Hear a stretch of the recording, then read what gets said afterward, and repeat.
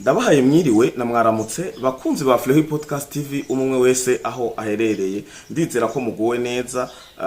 Jewe Flehi le Patriote ndameze neza ndakenguruka namwe nizere ko mumerewe neza uwo bakitswe n'amagara akomeze kwihangana.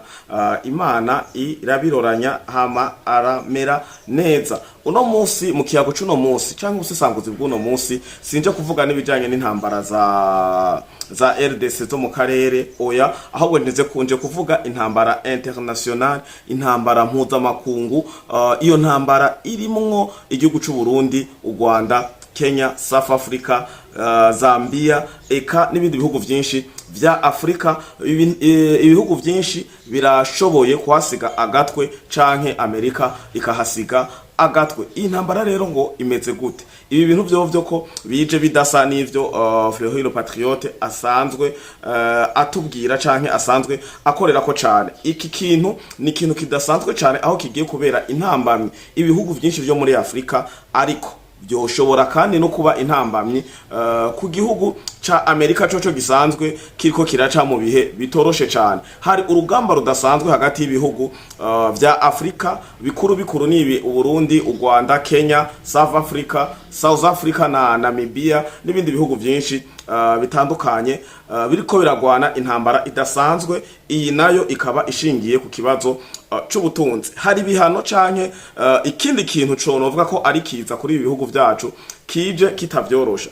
Iki kindi kintu naco abanyafrika benshi cyane, reka mvuga abanyafrika benshi cyane mbere baracinyora kandi ntibari bazi ko kino kintu gihari, kandi ntibari bazi ko cari gisanzwe gihari mu nzira zigenda zitandukanye. Hari abavuga ko bituma Afrika itera imbere, hari n'abavuga ko ari inzira yo kwiba Afrika. Ariko reka ndakibabwire hama tugisesangure tukirabire hamwe, ariko mwese umwe wese azakara kurikirana kino kiganiro araza kugira icashikirije haba ku ruhande rw'u Burundi canke rw'ibihugu vya Afrika muri rusangi, kuko kenshi twakunda kuvuga ati Africa United, ibihugu vya Afrika vyunze ubumwe. Ubu rero bimeze gute? Hari ikintu cari gisanzwe, systeme canke mechanisme yari sanzwe yitwa AGOA, AGOA. Iyi AGOA rero mu majambo yose ni African Growth and Opportunity Act. Ni nk'igikorwa co guha akarusho canke amahigwe ikura ry'ibihugu vyo muri Afrika canke vya Afrika muri rusangi. Iyi AGOA rero ikora mu bisata canke amasektere atandukanye ku bihugu vya Afrika. Novuga ko kari akarusho canke inama canke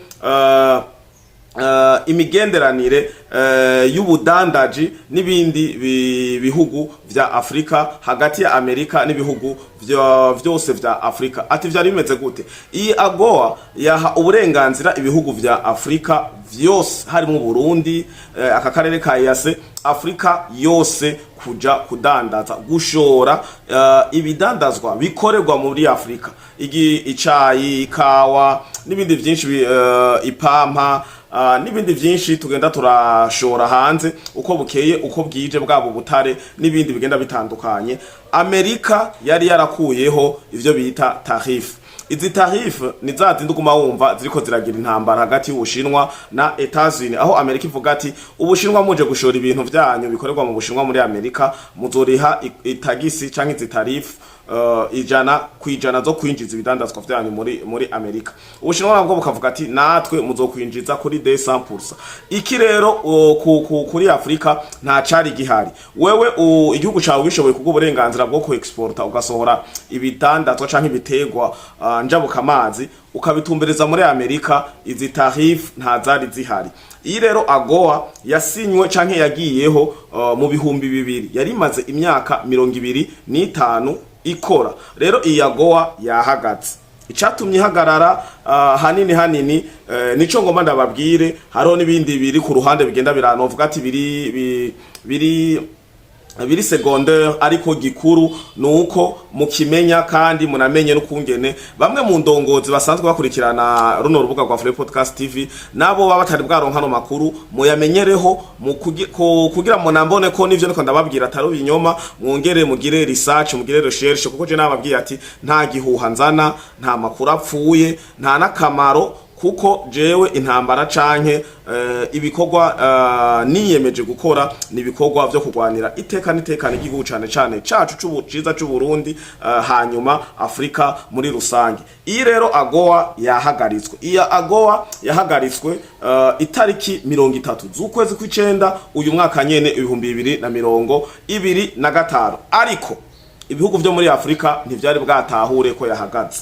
Vyinshi n'ivyari bwatahure ko yahagaze, n'ivyari biziko yahagaze vyari birindiriye ko Trump arenovera ano masezerano canke arenovera ino mechanism, ariko gushika no munsi imisi irenga 22 irarangiye Trump acecetse ataco arakivugako. Ibi rero ibihugu vya Afrika bimaze kubona ko bitariko biroroherezwa canke bitariko biroroha, niho bimwe vyegereye hama birishurwa ko kino kintu citwa AGOA, ino mechanisme yahagaritswe. Urumva ino AGOA nshatse kuyisigura cane gose kugira tuyumvikane ko ni yari systeme yorohereza ibihugu vya Afrika kuja gushora ivyo bikora vyose muri Amerika ata tarife yo kuvyinjiza bihawe. Icatumye rero ino AGOA idasubirizwa itabarenovere ni iki kimwe mu bihari.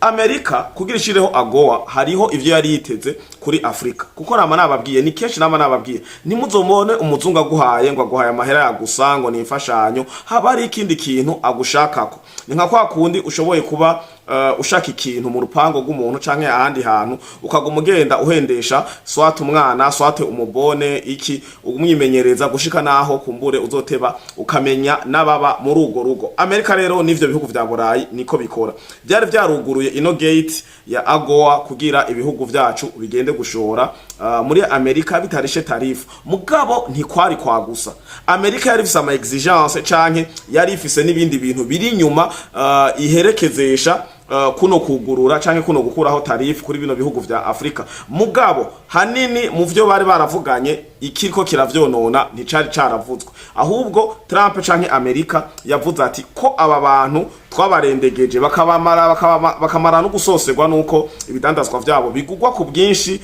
hano muri Amerika, reka rero dutangure kubempoza ibintu bidashoboka. Kimwe rero mu catumye habaho ihungabana canke ukudahimbagwa n'ingendo y'ibihugu vyo muri Afrika ku ruhande rwa Amerika ni mu gihe hariko haraba inama ya ONU, inama ya ONU itora canke bemeza igihugu coba babona ko ari gifasha cane ibihugu vyo muri Afrika mu iterambere, novuga ati puissance, igihugu gifise influence nini ya canke corohereza cane ibihugu vyo muri Afrika muri ONU. Trump yari yagiye asavye ibihugu vyinshi vyo muri Afrika, vyinshi mu vyumve vyinshi vyo muri Afrika ngo vyemeze ko ari Amerika vyankire Uburusiya. Ibihugu byose vyo muri Afrika nagomba bamenyeshe ko vyanse kubahiriza ico Trump yabasavye, mu gihe bose banse kwemeza banse guha amajwi mabi Uburusiya. Ibindi navyo bavuga ati ngo substenir ntaco vyabivuze ko ijwi vyagumye biri hagati na hagati vyibaza ngo birakijije, ariko Amerika yafashe ingingo kivunga yababwiye ati ko mutakurikije ivyo twababwiye mutavuze nabo Burusiya, rero kuva no munsi AGOA ntituzoyirenovera, ni mumenye mu bishora, ni mugende mu bishore mu Burusiya canke ahandi bamenyeshe ko runo rugamba Trump ariko aragwana ko gushaka kongera gutera iteka igihugu ca Amerika kiriko kiramanuka cane. Igihugu ca Amerika kirateye ubwoba muri mu gisata c'ubutunzi. Amerika iriko iraja ahantu habi. Nagomba ndabamenyeshe ko mbere na passport iyi twe dukoresha kugira uje mu bihugu vya Burayi n'ahandi, passport ya Amerika yaravuye ku kibanza ca gatatu iraja ku kibanza c'indwi, aho hari muri 2022. Muri 2024 hirya yejo ija ku kibanza c'icumi c'icumi muri 2024. Ubu muri 2025 mu mwanya mutoyi uno mwaka nturahera, Amerika mu bihugu 10 muri pasiporo 10 zikomeye ku isi ya Amerika ntirimo. Umva ko Amerika iriko iragenda ahantu habi, kandi si ivyo gusa, Amerika iriko irashita ku rugezo ruteye ubwoba, aho Amerika iriko irirukana abakozi, iriko irahagarika ibisata bimwe bimwe, iriko irahagarika ama service canke uburusho bwinshi. Amerika aho iriko irahagarika imfashanyo nyinshi zaja muri Afrika eka no mu bindi bihugu kugasakisaki. Iruhande y'ivyo ubuzima Amerika iriko iracamwo n'ibihugu vyagiye birabituma bimwe mu bihugu vyo muri Afrika birimwo, kandi muyibuke ko Trump ariko aragwana na parti ya Joe Biden. Urabona ko yashitse agacashika afata ibihano n'ibindi vyinshi byo kugenda arahagarika ivyo, asukamwe amazi n'imvugo z'agasuzuguro ko Joe Biden ibintu yereka arakora mu kuyobora Amerika bitari bishemeye, akibagira ko hariho aho bamutegera. Ibi navyo nitwaronka kanya muri kino kiganiro turabigira ko tubibabwire, nibitakunda turabakorera ikiganiro kindi kivyihariye, tubasigurira ukungene ibihugu vyo muri Afrika, ibihugu vyo muri Afrika ari vyo biriko birakwegera Amerika kuba iriko iraca muri bino bihe. Reka ngire nce ku masonga nabamenyeshe ko Amerika imaze imisi 24 uyu munsi turiko turavuganirako no munsi wa 24. Amerika iri mu kintu bita government shutdown. Amerika nta budget iratora gushika uno munsi. Ibi navyo kugira mu bimenye canke tubije imuzi n'umuzingo, nitwaronka kana muri kino kiyago cyangwa muri wo gusesanguzi turabigirako, ariko akanya katubanye gatoyi turaza kubakorera ikiganiro cihariye tubereke intambara ihari y'ibihugu vya Afrika biriko biragira ingaruka kuri Amerika bivanye n'ingingo Trump yashitse afata ku igihe yima. Ati rero vyifashe gute? Nako ndababwira ko igihe bugurura AGOA, Amerika yasa nkuko ifunze igitambara Afrika mu kubereka ko ni muze mushore ivyo mukorere wanyu, nimba ari sandari, nimba ari bukare, mugabo bifise standard international. Nk'akarorero ndashobora kubereka ibihugu biriko birarira cane canke bigiye guhomba amafaranga amamiliyaridi n'amamiliyaridi menshi cane kubera AGOA yugaye yahagaritswe. Ariko bavuga ati ngo umugabo atinya ingwe ntatinya iyamwinjiranye. Shaka ndabasigurire ko kuko hari kungira abantu dushoye kuba dutahura ugutandukanye, AGOA yarekurira ibihugu vyo muri Afrika kuja gucuruza ibikogwa vy'ivyo bihugu muri Amerika, ariko ku buntu atatarifu barishe. Sinavuze ko ibihugu vyo muri Afrika bitazosubira gushorayo, bizoshorayo ariko bizoriha tarifu. Nimba bazoshiraho tarifu ya 100%, nimba bazoshiraho tarifu ya 30% canke ya 40%, ivyo bihugu bigiye gutangura gupambana no kugwana urugamba rwayo matarifu atahahora. Sinavuze ko ibihugu bitazosubira gushorayo, bizoshorayo, ariko murumva ko iyo ntambara canke vyari vyararendegeye kuba vyahora bishorayo ku buntu. Ibihugu rero bigiye gukomerekera cane muri bino bihano canke muri no hagarara rya AGOA ni igihugu ca South Africa. Igihugu ca South nico gihugu ca mbere muri Afrika cashora muri Amerika ibintu vyinshi. Hariya kwa Ramaphosa ndabibutse ko umuvinyu wa mbere ngo wanyobwa cane muri Amerika wakorerwa muri Afrique du Sud. Umuvinyu wa mbere, ikinyobwa citwa umuvinyu ca mbere cafatwa cane ku bwinshi nk'abafata imiti muri Amerika, ni umuvinyu wakorerwa muri Afrique du Sud. Iki kinyobwa cinjira ku muvuduko udasanzwe, nico cahora cinjiriza n'amafaranga arengeye ibindi bintu byose igihugu ca South Africa. Iki rero kinyobwa kikazoba cinjira swate bazoba kugitwarayo canke bemere kwisumeta ku matarifu Trump azoba yabashiriyeho. Ikindi kintu cagurishwa cane n'iki gihugu ca South Africa yari imiduga. Hari imiduga South Africa yahora idandazayo cane ku bwinshi, imiduga ya Range Rover yera. Ijya miduga kenshi mwakunda kubona ya Range Rover yera yakorerwa ijya soko rya Range Rover kijya miduga yera yakorerwa muri Afrique du Sud, niyo yari yararitsindiye. Umva batwarayo imivinyu, bagatwarayo imiduga, hanyuma n'ama produit agroalimentaire. haha muca mwumva ko abarimyi nabo nyene batagiye koroherwa kubijanye na exportation, aho usanga umuntu yaraguze amahegitari n'amahegitari bitara amamashini yo kurima kubera yaronse marché de kurima, ariko ubu ndibaza ko bagiye gutangura kurya amagufa, kuko umuntu ararya umusoso no mu nyama kenshi akunda kuvuga ati ngo abariyo canga ngo burya haba ariyo akagufa. Rero ubu novuga ati ibihugu vya Afrika bigiye gukanguka gusumba, kuko nayishimiye intambwe ibihugu vya Afrika bye bitanguye gushika ko aho vyahagarara bikabwira Amerika no, bikabwira Ubufaransa no, bikabwira Union Européenne no. Ubu rero bagiye kuraba ukungene bungu bumwe buhagije kugira batangure gushoreranira, kuko Amerika yugaye amarembo y'ubuntu ibabwira ati ni mukure namwe mutangure kuriha ikori. Ariko ndabibutse ko Amerika itabikoranye ngo ubushake bwinshi cyane. Amerika imerewe nabi, ifoko ishiraho ayo matarifu kugira nayo irabe ko yoba iraronka amafaranga yo gukoresha, kuko nta bije gushika no musi Trump afisa ariko arakoresha. Ndabamenyesha ko inama shinga nkenguza amateka yanse gutora bije. Ibi nababwiye tukaronka kanya tubivuga muri kino kiganiro, tutaronsa kanya turabikorera ikindi kiganiro cihariye. Ikindi gihugu novuga ko kigiye kumererwa nabi cyane ni igihugu ca Kenya, cyo cyari gifise cyo bita big market of clothes.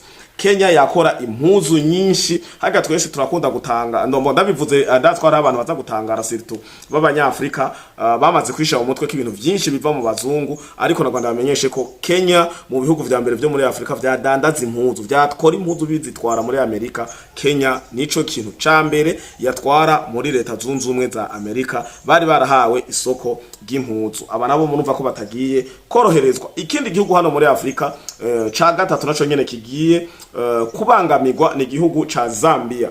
Ndazo mucamuvuga ati Zambia? Yes, Zambia yahora ishora muri Amerika ibintu bita ubuki. Igihugu ca mbere muri Afrika cashora ubuki bwinshi muri Etazini cari Zambia. Zambia nayo nyene nigiye korohererwa kuri rino soko ry'ubuki. Sinzi kice izoci ikatishiriza muri bino bihugu vya Afrika. Cyo twamvuga ati ibihugu vya Afrika, abakuru b'ibihugu vya Afrika nuko batareko badashoye kuba bumva runo rurimi niko ndakoresha, ariko no kugerageza kuza turakora ibiganiro nk'ibi d'ordre international mu rurimi mu zindi ndimi, kugira naho twa tutazivuga neza, kugira bifashe nundi muntu yoba vyumva ari mu yandi mahanga ko ya Afrika ikwiye kunga ubumwe kugira bakore ivyo bita urudandaza rumwe. Bimwe tuvuga ati marché commun irakwiye kuhaba kugira ibihugu vya Afrika bishoreranire, soit bakareka libre circulation des biens et des articles kugira bize birashika mu bihugu vya Afrika, hama dushoreranire. Atari uko uburayi buzotwugarira, Amerika itwugarire, dutangure kuraba imirazi, dutangure kubitwa n'ibizunguzungu, dutangure kubura ivyo tugaburira abana. Kubera iki twararendegeye tuja twitwaza ngo dushora muri Amerika, dushora mu Bushinwa, dushora mu Burayi. Amerika nimba yugaye, Ubushinwa je bukugara kubera bubangamiwe na Amerika. Uburusiya nabwo bukavuga ati sinshoboye gutora ivy'ibihugu byose vya Afrika ntora vya bimwe. N'ubundi murumva ko hazoguma hari icyo bita handicap, tuzoguma ducumbagira. Rero kugira Amerika ngo yemerere n'igihugu cyo muri Afrika, naho nako ndababwira ko ibihugu byinshi byo muri Afrika kabisa bigiye kugira umubabaro. Hariho kritere Amerika yakoresha kugira yemerere ibyo igihugu cyo muri Afrika kuja muri AGOA. Ya mbere yabategezo kuba ko ari igihugu gifite demokrasi na bonne gouvernance. Hama ikondisiyo ikurikira, wategerezwa gukurikira ligne et de conditions commerciales.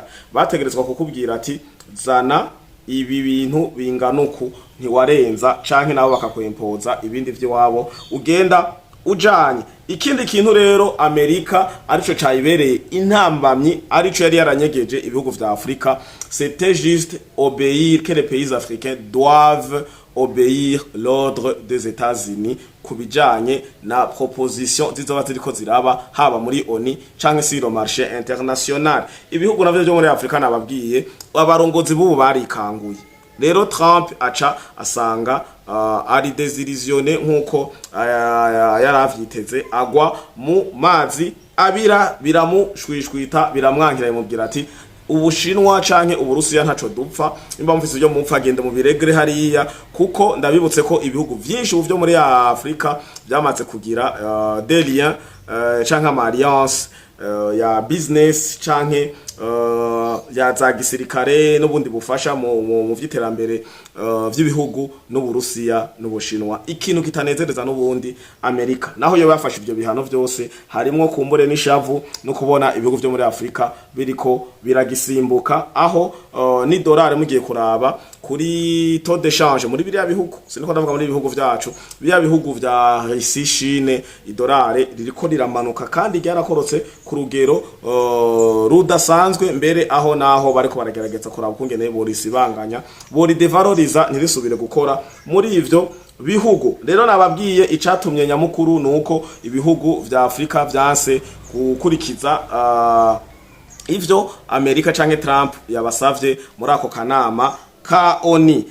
Rero amakuru ya AGOA nayo nababwiye AGOA amajambo yose abashaka kugikurikirana ni African Growth and Opportunities Act. Iki rero kikaba cabayeho mu mwaka w'ibihumbi bibiri, kikaba cari kimaze imyaka 25, kikaba cexpiye itariki 30 z'ukwezi kw'icenda, ariko lolo depuis le 30 septembre 2025 gushika no musi tuvugana ni ibihugu bimwe vyo muri Afrika vyikanguye aho bimwe vyariko biratangura gushora bitwara hari akayibwira ati ntibikunda ubu amatarife niyo tugiye kuraba ukugene tuyiga soit zero ku bihugu soit zero kuri Afrika yose. Nuayo amakuru ajanye na AGOA ajanye na nihungabana ry'urucuruzwa canke economic y'ibihugu vya Afrika. Rero aya makuru abarundi abanyarwanda n'abandi mumva runo rurimi surtout nimumenye ko nimwabona habaye changement économique mu bihugu vyanyu ntimuze mutangare. Mu Burundi ho twari dusanzwe turi no muri nyene currency y'amadevise, ndibaza ko strategy zafashwe n'indongozi zacu nziza cyane z'igihugu cy'u Burundi niki kigiye kwiyongeramo mu vyo mu ma strategy bagiye kuraba bagiye gukoresha surtout nimba hariho umuvuduko mwinshi w'ibidandazwa twahora dushora hanze mu gihe naho atavyari twahora dushora muri Amerika nako murantunga kwera hanze haratandukanye hari bija mu Bushinwa mu Burusiya muri Europe n'ahandi, ariko iyi AGOA ni affaire entre États-Unis Amerika hamwe na Afrika. Hakaba rero hari bidandazwa twahora dushora muri Amerika ku muvuduko mwinshi, ni barabu kungene rero habaho strategy sirtu mushikiranganje ubucuruzi amenye ukungene avyifatamwo. Ibi sibihuha, mushaka ni musimbire kuri internet murabe iyi AGOA nababwiye ni AGOA muca mubona icarico nibi mpejeje kubasesangurira, ariko hariho n'ayandi makuru mudasanga ko abari ubusesanguzi bwimbize. Ndabakengurukire rero mwe mukurikira Fleury Podcast TV, mwe mwamaze kugira sabone canke subscribe, kandi ndabakengurukira cyane mudahemuka. Nama nababwiye ko nta Fleury Podcast TV atamwebwe, mwarahezagiwe kandi mukomeze kuba hagufi ya Fleury Podcast TV kubera ibindi biganiro birakurikira. Hari ibiganiro vy'intambara, hari amakuru adasanzwe hariya mu gihugu kibanyi ca Kongo aho amabombardement canke intambara zo hasi zikomeje kuba mbi ku ruhande rwa RDF, aho bamaze imisi eka mu gitondo c'uno munsi n'ubu tuvugana intambara hari uturere twinshi iriko irasasira, kandi ni en défaveur ya RDF. Ni mube murabimenya, amakuru arahari ni menshi cyane aho amadrone n'ibitero bigenda vyiyongera biri mu mwanya amakuru y'intambara nayo nyene turayabashikiriza. Sawa, mugira umunsi mwiza, ciao ciao.